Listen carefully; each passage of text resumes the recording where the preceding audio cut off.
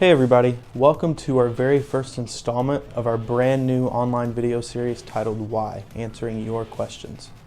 Throughout this series, myself and others are going to answer questions that you, 918 Youth, have submitted in regards to Christianity or the Bible. So, without further ado, let's get to our first question. Our first question is, which translation of Scripture is the best to use?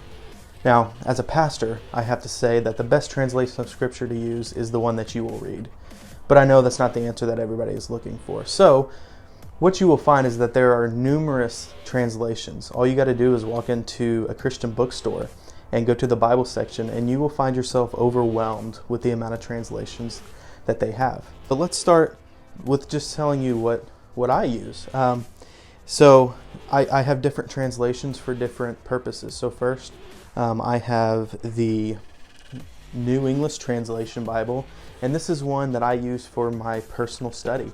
And the reason being is it's got the 58,000 translator notes.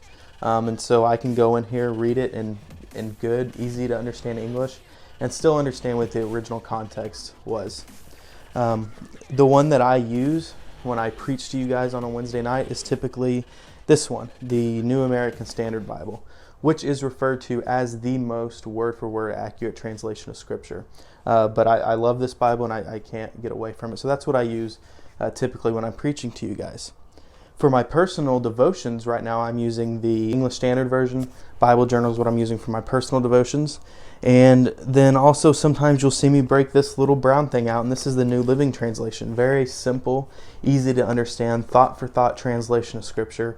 And so I use them all within their own respects. As far as accuracy and which one should you read, again, it's the one that you will read. But if you want to look here, there's a graph that shows us the most accurate being word for word, and then the most liberal being more thought for thought.